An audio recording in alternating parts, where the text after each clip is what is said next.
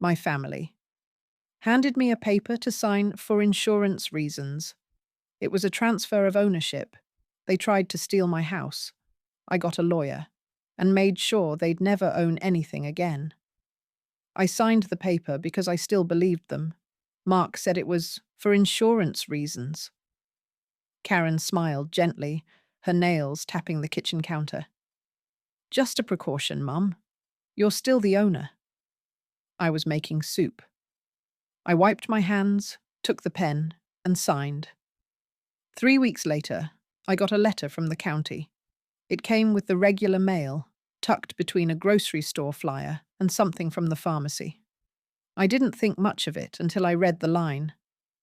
Notice of change in deed ownership. My name was no longer on it. Karen's was. I sat at the kitchen table, staring at the letter.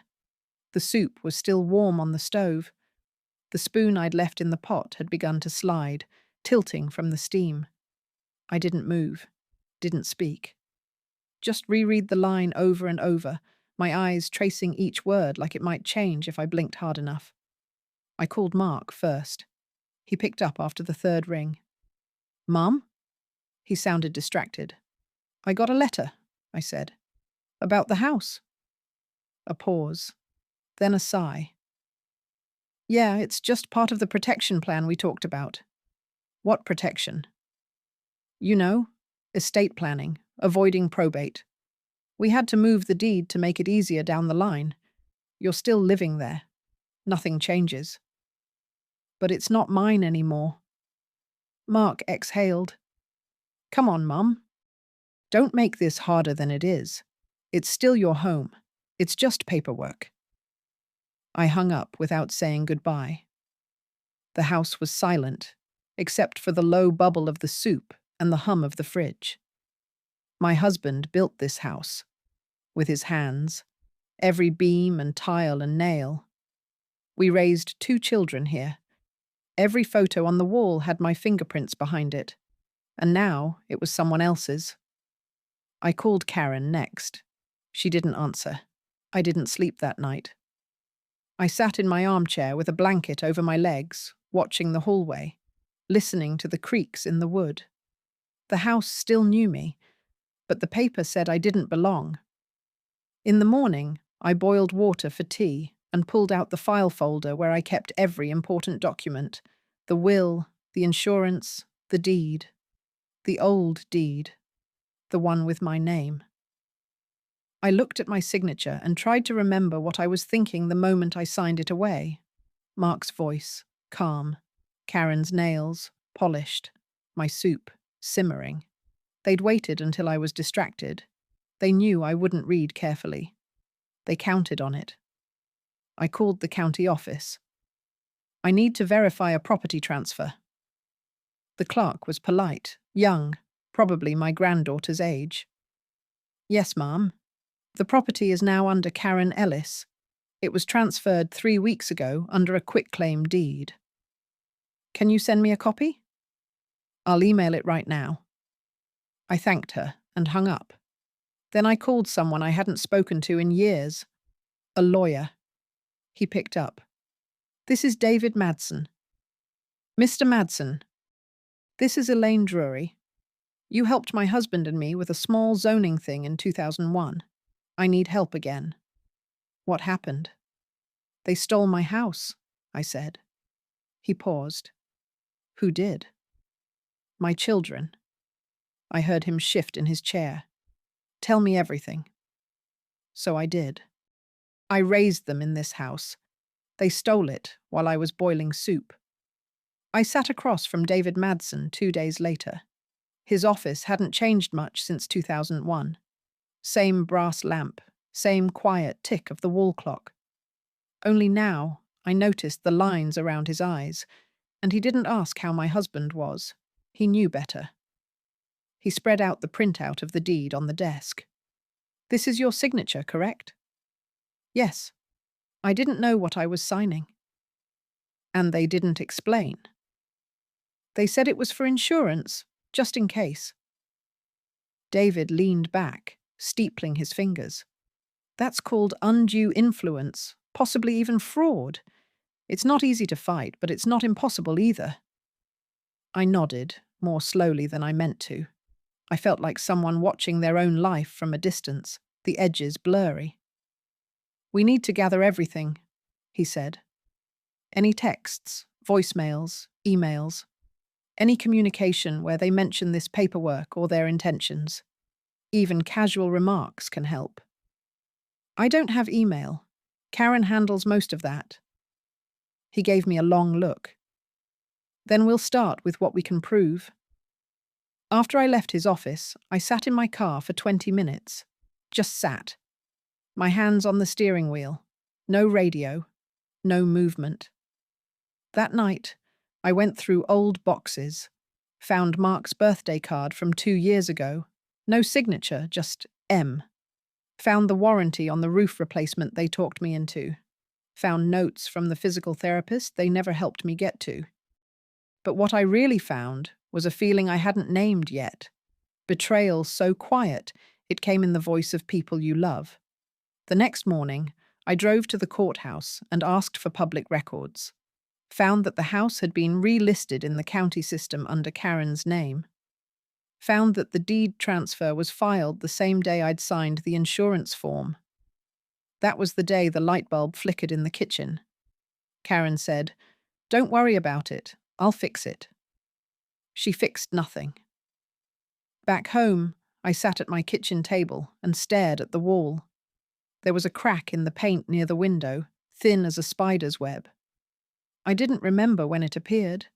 Like the space between me and my children, it had widened slowly. Mark came by that afternoon. No warning.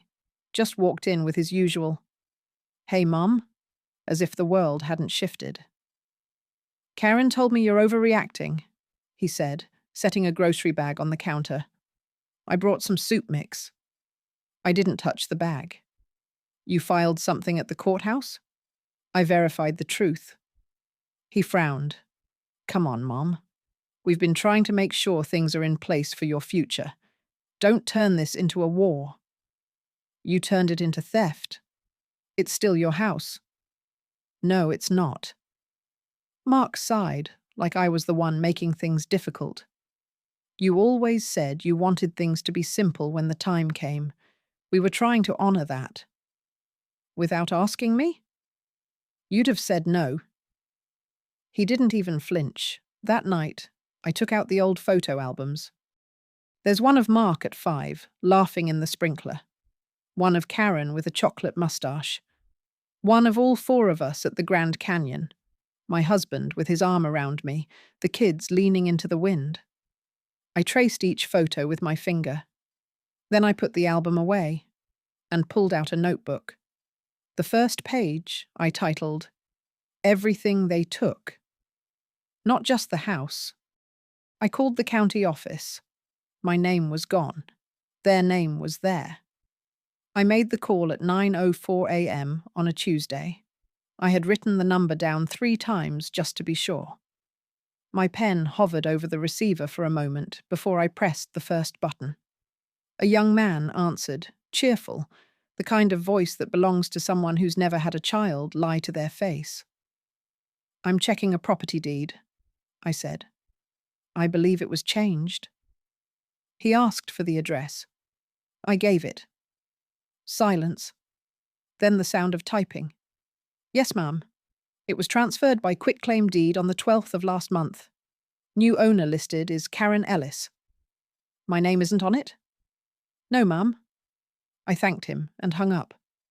My hand trembled as I set the phone down, not from surprise, from confirmation.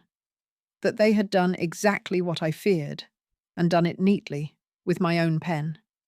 I made myself a cup of tea I didn't want, and stood by the window while the kettle boiled. The neighbour's dog was barking again.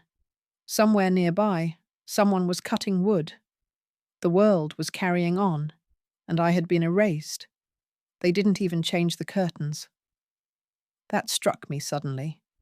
They took the house, but not the curtains I hemmed myself in 1979. My husband used to tease me.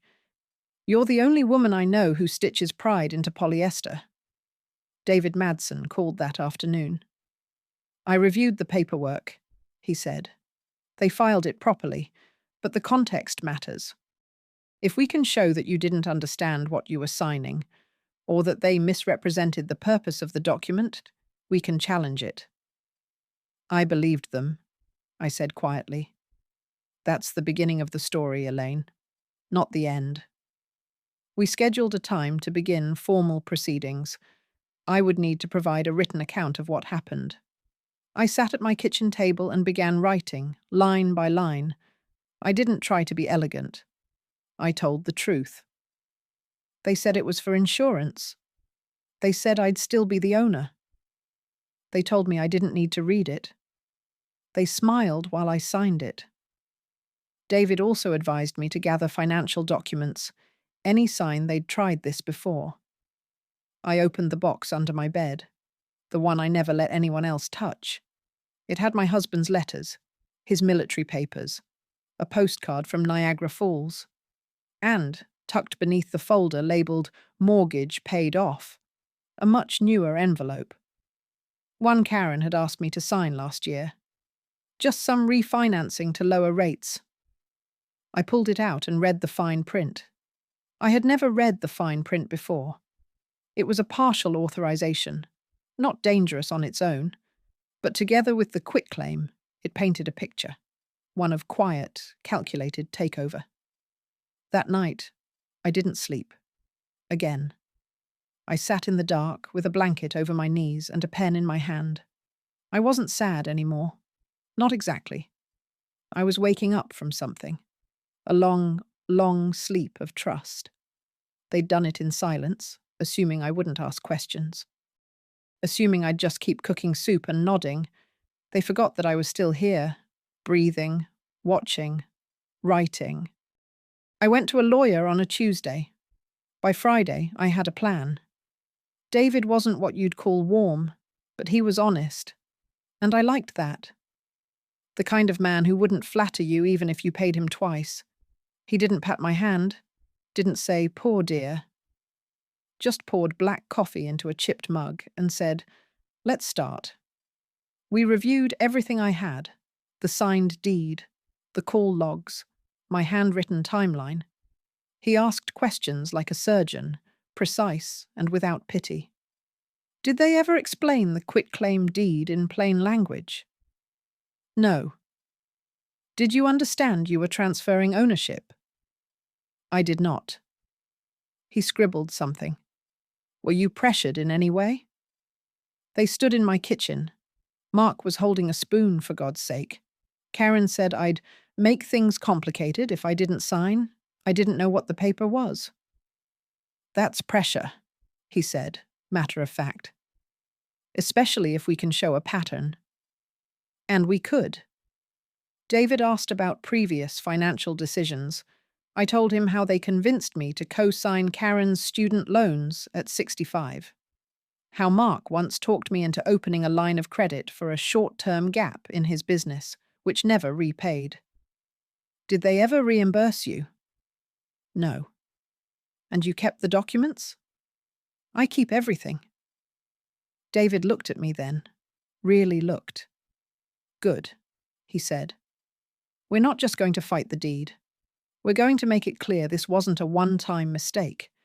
It was a pattern of manipulation. That word rang in my head the whole drive home. Manipulation.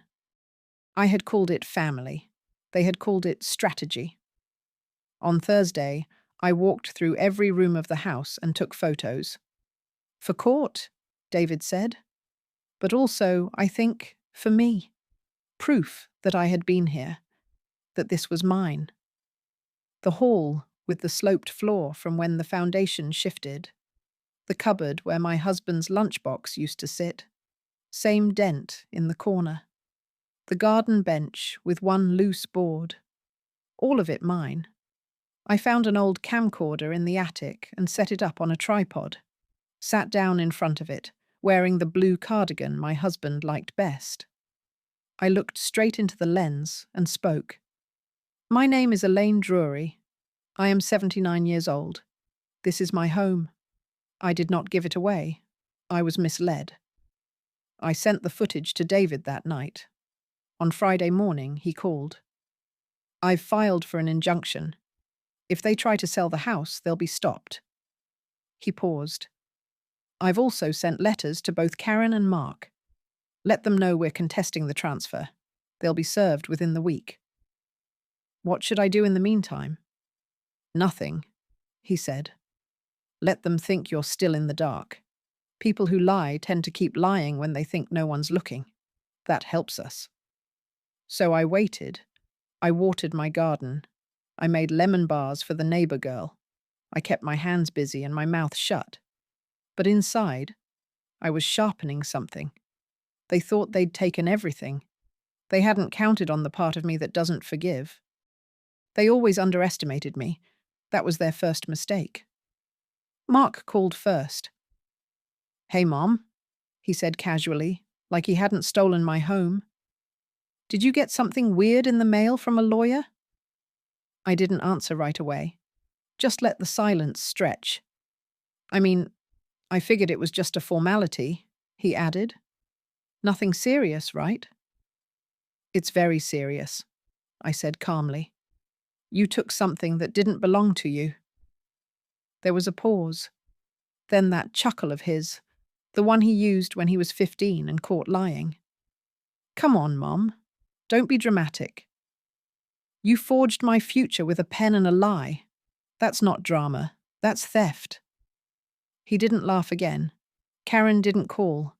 She texted. We should talk. Don't make this public. It's a family matter. I didn't reply. Instead, I met with David again. He had a whiteboard now, filled with boxes and arrows. We're building a narrative, he explained. Pattern of control, emotional leverage. We'll show they isolated you, used language to confuse you, and benefited financially. They think I'll back down, I said. He smiled slightly. Then they've never watched you work. He'd seen me once, years ago, organizing a neighborhood petition. 25 signatures in 3 days. I'd forgotten he remembered. We collected more evidence. I asked my neighbor Nancy to write a statement. She'd overheard Karen once telling someone on the phone that Mom won't understand what she's signing anyway. That was last fall. Nancy never said anything, didn't want to interfere, but now she cried when she handed me the paper. I should have said something earlier, she whispered. You're saying it now. David subpoenaed bank records. He found an account Karen had opened in her name, but listed my address. That, he said, was gold. Proof that she was laying groundwork for more control. She wanted to make sure everything could be tied to you in case anyone looked. I sat still. My tea had gone cold in my hand. She built a net. Yes, he nodded. And now we're cutting every thread. One night, I took out the list I'd written. Everything they took. I added, my trust, my quiet, my name off the mailbox. But then, on the next page, I started a new list. What they didn't take. My will. My story. My house. Not yet. I wasn't crying anymore. I was building something, and they had no idea what was coming. They tried to sell the house. That was their second mistake. It was a Saturday morning when Nancy rang my doorbell. She stood there holding her phone, her thumb hovering over the screen. Elaine? She said, voice tight. I didn't want to believe it. She showed me the listing. My house. On a real estate website. The photo of the living room still had my Afghan folded on the chair. The kitchen had my spice rack in the corner. The caption said, charming property, great for investment or retirement. Seller motivated. The seller. That was Karen. I didn't say a word. Just stepped back into the house and called David.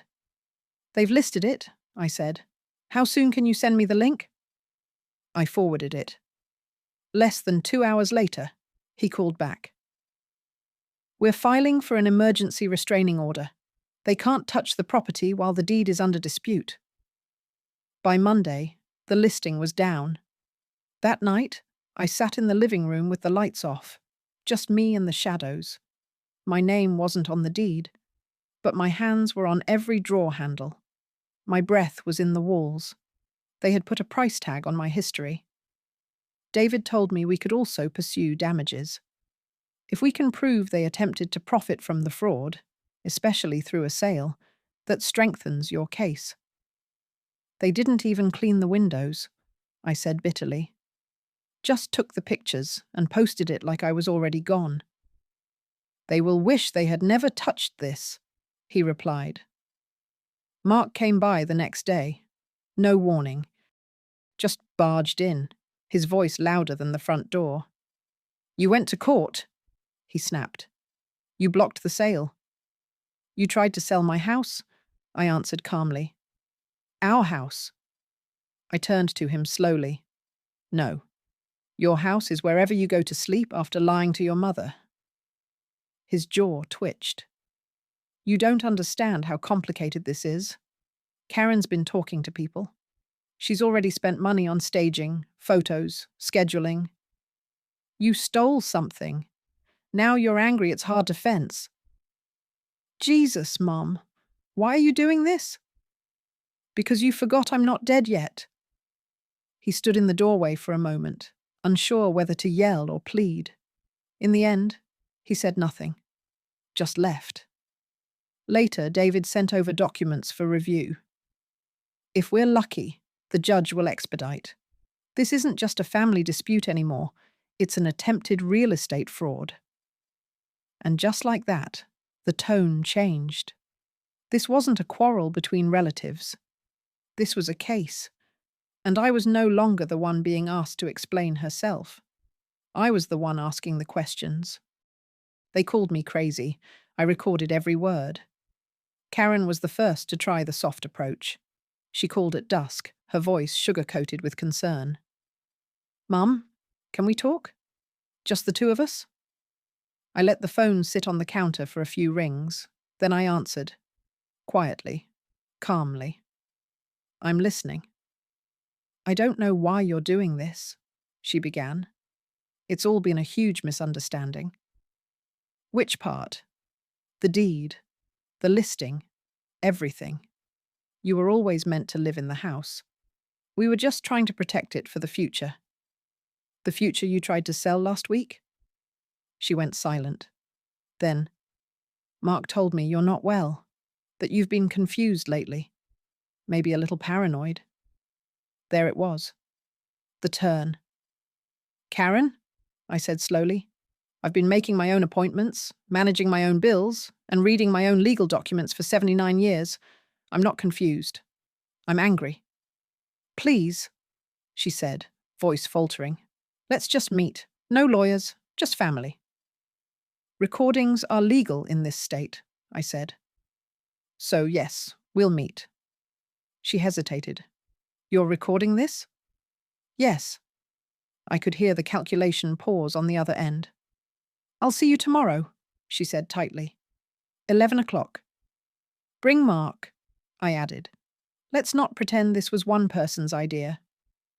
I called David that night, told him I would meet them at the house, but not alone.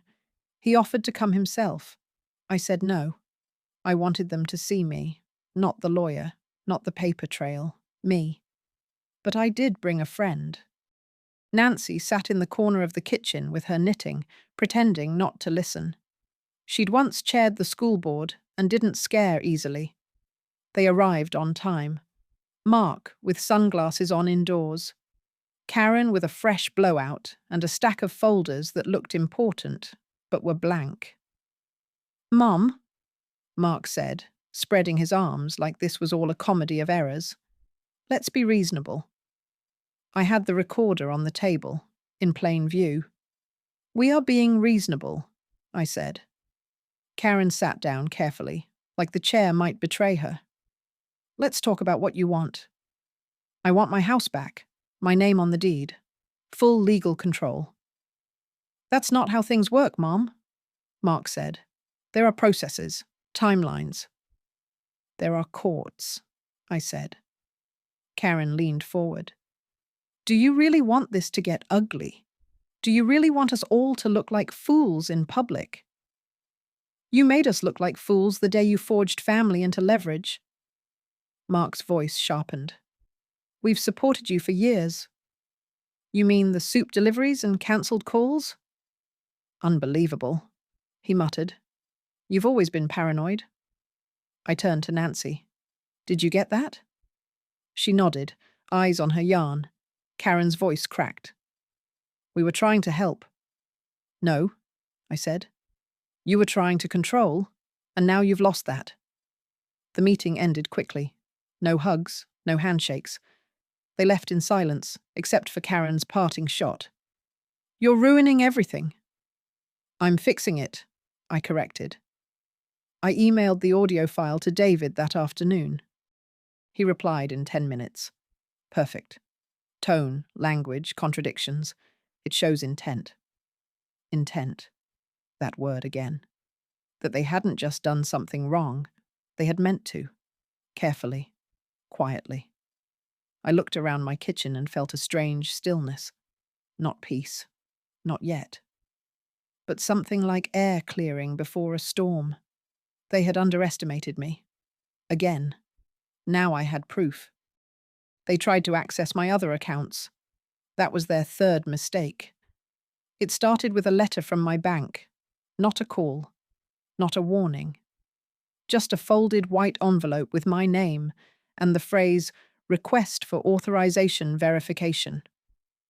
I opened it at the table with the radio playing softly in the background. The letter said, Karen Ellis had requested access to manage my retirement account. As previously agreed, I'd agreed to no such thing. I called the number on the letter, asked for my personal banker, got transferred twice. Mrs. Drury, a voice finally answered, polite but distracted. Yes, we have a new POA form on file, signed and submitted by a Karen Ellis. You're confirming that, yes?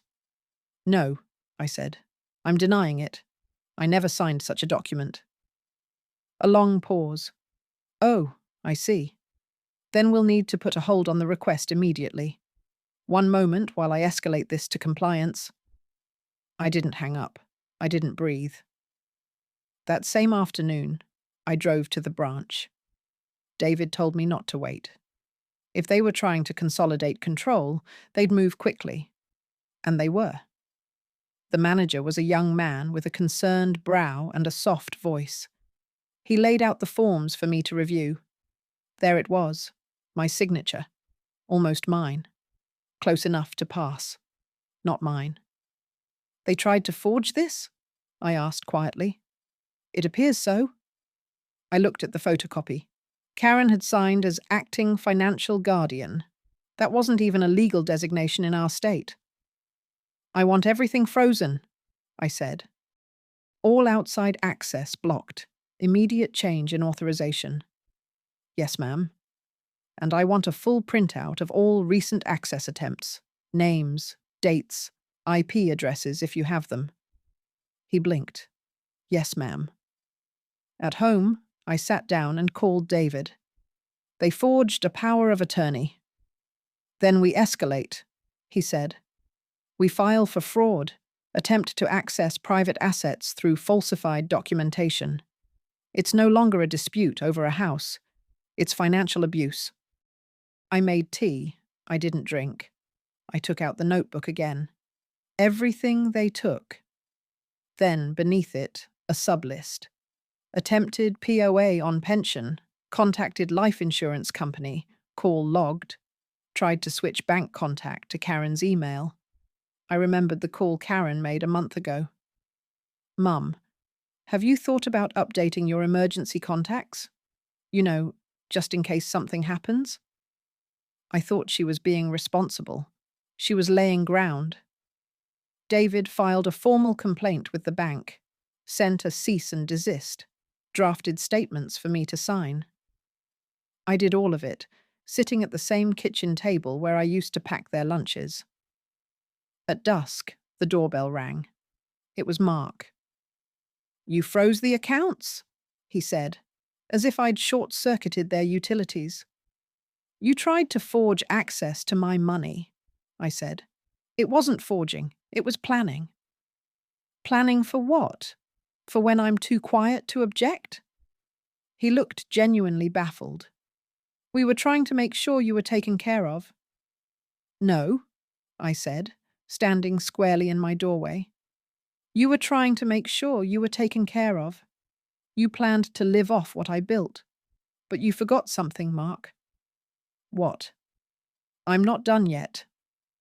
He didn't answer, just turned and walked down the path. That night, I went through every account, every statement, every login. I reset passwords. I notified my insurance carrier, the credit bureaus, even the phone company. Left nothing vulnerable, nothing assumed. When I went to bed, I lay staring at the ceiling. For the first time in months, I wasn't afraid of what they'd take next, because now I knew they could take papers.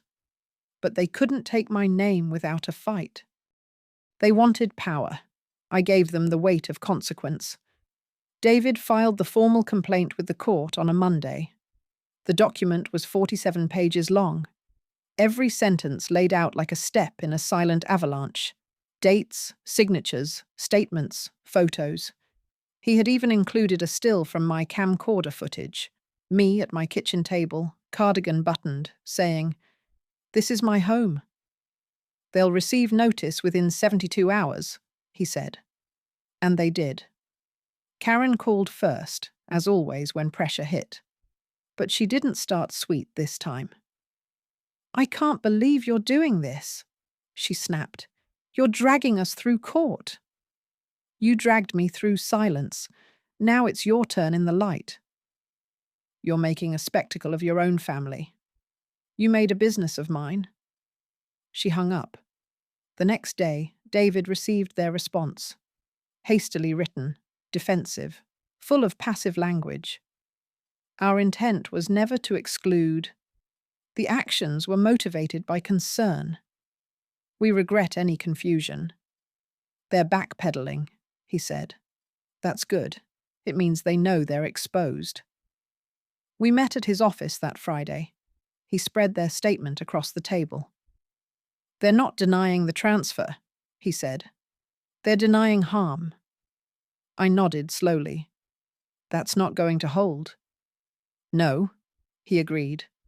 "Not with the pattern we've documented." He had listed every payment I'd made on their behalf over the last 10 years. Every co-signed loan, every automatic transfer. Karen's dental surgery. Mark's home repair.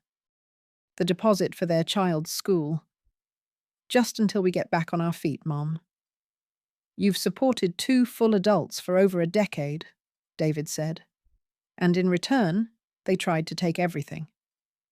"They didn't try," I said. "They succeeded. Until I stopped them." He gave a rare smile. "You ready for this to go public?" "They started this in private. Let them answer for it out loud." The court set a hearing date. I told David I wanted to attend in person.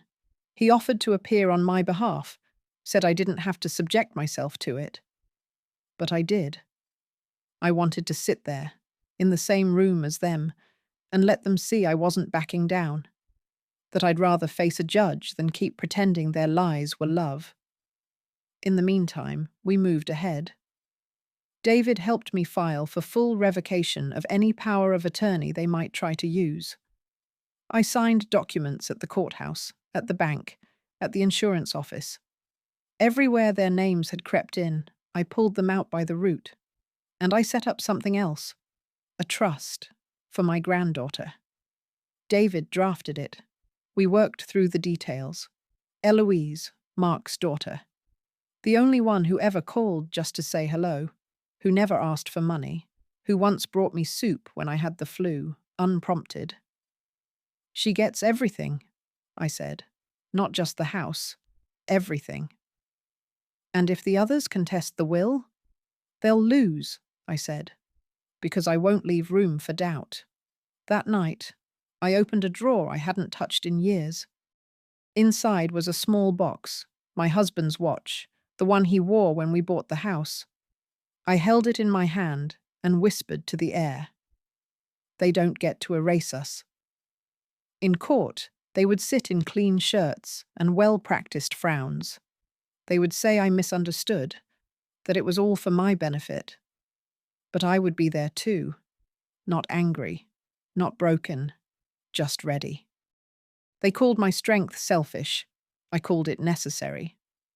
The hearing was set for 9:30 a.m. I arrived at 8:50, early, but not eager, prepared. David met me outside the courthouse, holding a folder like a shield. I wore a navy coat, the one my husband always said made me look like I knew what I was doing. "Ready?" he asked. I've been ready since the day they handed me that pen. We passed through security, walked down a too-bright hallway that smelled faintly of copier ink and old carpet. When we entered the courtroom, Karen was already there. She wore beige and pearls. Her smile when she saw me was brief and cold, like a draft through a closed window. Mark came in a few minutes later, avoiding my gaze.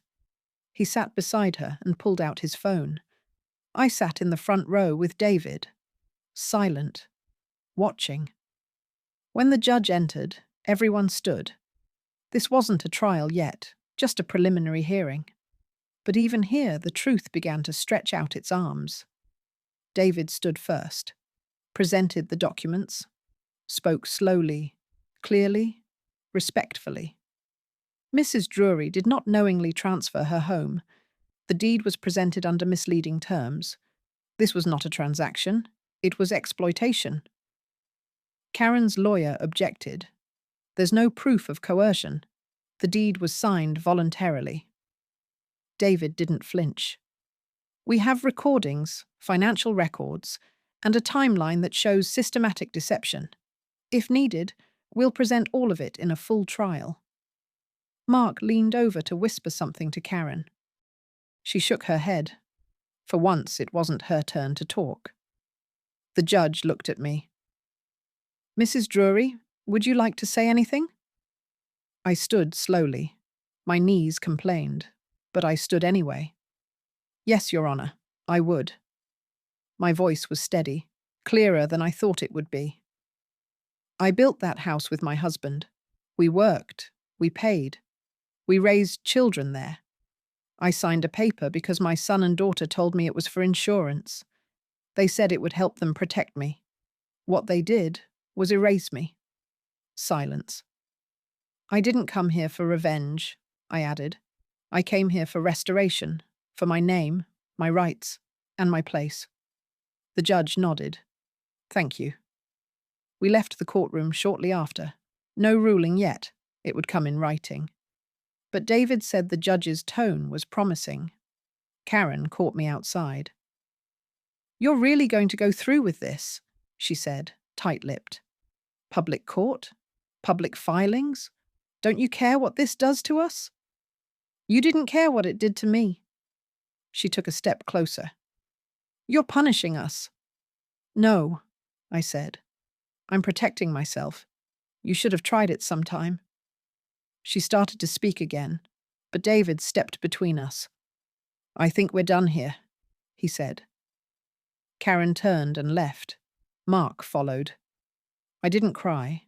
Not outside, not in the car. But that night, sitting alone with my tea, I let one tear fall. Not for them. For the years I spent trying to earn a love that came with conditions. They had called my strength selfish. They had told me to think about what's best for the family. But the family never seemed to include me unless I was giving something. So now, I was giving myself something instead. A line in the sand, and a future with no strings tied to guilt. I moved their names out of my will and into history. The next Monday, I sat across from David in his office, a new set of documents laid out between us. These weren't about court, not directly. These were about legacy. "We're finalizing the trust," he said, tapping one stack of papers. And the updated will is here. I nodded. Remove Mark. Remove Karen. Everything goes to Eloise. She's under 30, he reminded gently. You'll want a trustee until she's ready. I'll be the trustee while I'm alive. After me, someone with no last name matching mine. David nodded. He didn't ask questions about fairness or reconciliation. He knew. He'd seen too much to believe blood guaranteed loyalty. I signed each page slowly, firmly.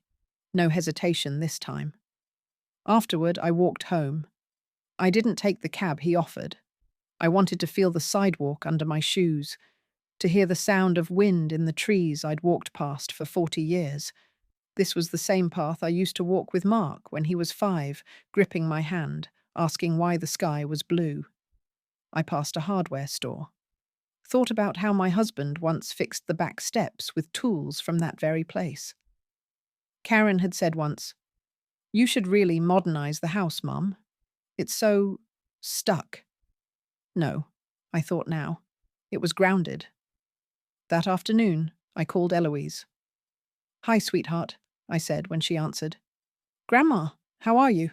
I've been meaning to call." "You'll be getting something official soon," I said gently. "Papers about a trust. It's from me. For you." She paused. "I don't understand." "You don't have to. Just know this. You're the only one who never asked for anything but time. You never treated me like a bank. That matters." There was silence on the line. Then a shaky, "Thank you. I don't know what to say." "You don't need to say anything." "But I will," she said, stronger now. "I'll make you proud." I smiled at the wall. "You already do." That evening, I pulled out the old will, the one with all their names still in it. Mark's name scribbled beside an investment property. Karen listed for jewellery, savings, heirlooms. I remembered writing it, thinking it would keep the peace. Thinking maybe, just maybe, they'd visit more if they knew they'd inherit. I burned it in the fireplace.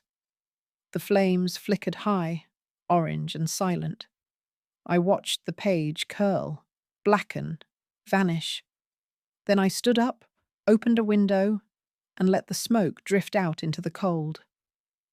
The next day, I boxed up the things I didn't want them to ever touch again. Letters, old photos, the pearl necklace I wore on my wedding day. I labelled each box for Eloise and sealed them tight. No one else would be deciding where my life ended up. Mark called again. I didn't answer. Karen emailed, vague, formal, avoiding real words. "Can we revisit the terms?" No signature, just sent from my iPhone. I didn't respond. My silence was no longer fear. It was policy. They showed up at my door. I didn't open it. It was a Thursday afternoon, cold but clear. I'd just finished organising the linen closet, something I'd been meaning to do for 6 years, and sat down with a cup of tea when the doorbell rang. 3 short chimes. Then silence. I peeked through the side curtain, the one they always forgot about. Karen stood on the porch. Mark stood behind her, hands in his coat pockets, face turned toward the hydrangeas he never helped plant. They looked tired, underfed by certainty. I didn't move. Karen rang again. "Mum?" she called softly, as if she thought a gentle voice might erase everything that came before. "We just want to talk." Talk. Now they wanted words, not signatures, not silence. Words. "We know things got tense," she said, still facing the door. "Let's just clear the air. Just talk." Mark stepped forward. "We can figure this out. Family can fix anything, right?" That word. Family. How easily it rolls off the tongue when you need something. I sipped my tea. Warm. Strong. Mine. Karen raised her hand to knock, hesitated, then knocked anyway. Twice. I didn't open. I'd already said everything that needed saying, in court filings, in trust paperwork, in silence. My door had been open for years. They closed it when it suited them. Now they were on the wrong side of it. I let them stand there. 5 minutes passed, then 10. I heard whispered arguing, heard Karen say something sharp, heard Mark hiss something back, then footsteps, then nothing. Later that night, I sat by the window and looked at the porch. Empty again, as it should be. David called that evening. "We've received a settlement offer." I blinked. "What kind?" "They want to avoid a full trial. They're offering to sign the house back over to you, withdraw any claim to your accounts, and issue a formal written apology, filed with the court." "And in exchange?" "You drop the fraud charges. No damages sought." I sat very still. "And if I say no?" "Then we move forward with the case, and we likely win. But it'll take longer, more public, more drawn out." I thought about it. Thought about what I really wanted. Not money, not revenge, clarity, clean boundaries, a quiet porch. "Let's accept it," I said finally. "But I want one clause added." "What's that?" "They are never to contact me again. No calls, no visits, nothing. If they want to speak to me, they go through you." David paused, then said, "I can put that in writing." He did. The next day, he emailed the revised agreement. I read every word, signed it. By noon, the house was legally mine again. By evening, the lock was changed, the porch light was off. And I slept that night with the kind of rest that doesn't ask questions in the dark. I kept the house. I lost the children. I mourned neither. The ruling came in writing, thick envelope, courthouse seal, formal language wrapped in a final, silent judgment. The property was mine, sole ownership restored, all attempted powers of attorney nullified, financial control returned. There would be no trial. The apology letter was stapled to the back. It was typed. No love, no mum, not even a "we're sorry," just legal phrasing. "We regret any confusion our actions may have caused." I read it once, then filed it under closed. I didn't cry. People expect a mother to cry when she loses her children. But I hadn't lost them suddenly. I'd been losing them slowly for years. One unreturned call, one manipulative favor, one signature at a time. This was only the final click of a door that had been swinging closed for a decade. I made coffee the next morning. Real coffee. Not the decaf they said was better for your age. I drank it hot, black, unbothered. No one was here to judge. I sat by the kitchen window and watched the neighbour's cat cross the yard like it owned the world. I smiled. Outside, the hydrangeas were beginning to brown, curling into themselves like the house was exhaling after a long, tight breath. I thought I'd feel lonely. But there's a difference between solitude and absence. Solitude is chosen. Absence is theft. I'd reclaimed one and returned the other. Eloise called that afternoon. "Grandma?" Her voice was cautious. "Dad told me something about a settlement?"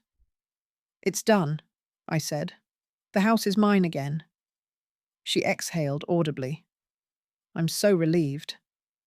"I named you in the trust," I added. "You'll receive everything, eventually." There was silence on the line. "I didn't expect that," she said quietly. "I know." "Why?" "Because you never expected anything from me." She didn't speak for a moment. Then, "Grandma, I love you. I don't care about the money." "I know," I said again, softer this time. We talked for another 10 minutes. She told me about school, about a friend who was having a baby, about a book she thought I'd like. Not once did she mention the scandal. Not once did she ask what I'd said to her parents. She understood what mattered. That night, I roasted a chicken, real rosemary, crisped the skin like James used to like. I set the table for one, lit a candle, poured myself a glass of wine, and I ate every bite. Not because I was celebrating, because I was home. My name was on the mailbox again, the deed, the bank statements. My silence was mine now too, not a burden, a boundary. And in that quiet, I found something I hadn't known I'd lost, peace that didn't require permission. The house is quiet now, and so am I, not silent from fear or grief, just quiet, like a door closed softly behind me. I wake with the light, take tea by the window, and water the garden in the evenings. I don't wait for calls anymore. I don't flinch at the mailbox. The house breathes with me again. No shadows at the edge of the room, no footsteps that mean manipulation. Just the gentle groan of old wood and the small pride that comes from knowing every board still belongs to me. I keep things simple. My life has boiled down to essentials: books, a cast iron skillet, and a drawer of documents that no one else will ever sign without asking. There's strength in that simplicity. It's not small. It's earned. Sometimes I look at the old photo on the mantel, James and me in front of the porch, when the paint was still bright and the grass too short. He's holding a hammer. I'm holding a paintbrush. We were building something then, something real. I talk to him now and then, out loud. I think he'd understand. He always said, "Build what they can't knock over." I never thought he meant dignity. Eloise visits every other Sunday. She brings flowers, not because she thinks I need cheering up, but because she knows I like chrysanthemums. She makes tea, fusses over my blood pressure, and tells me about school and friends and nothing in particular. That's how you know someone loves you, for the nothing. Last week she brought a pie, my recipe, her hands. It was too sweet, the crust a little uneven, but I ate every slice. And after, we sat on the porch and listened to the wind. "I'm proud of you," she said. I didn't answer right away, not because I didn't believe her, because I did. And sometimes that belief is heavier than the betrayal ever was. The porch light is always off now, a quiet signal to those who once took too much. If they call, they speak to David. He told me Karen sent a birthday card. It came unsigned. Mark emailed once. 2 lines, no subject. I didn't ask what it said. I didn't want to know. Some endings don't need final words. I have no need for revenge, no wish to see them punished. I don't even need them to understand. What I needed was the truth. And I got it. What I needed was to stop being the silence they used against me. And now, the house is mine. And I am mine. If you're reading this and you've ever felt the same, if they've called you paranoid or ungrateful or confused for asking where your own signature went, speak or write or share. Let the silence end.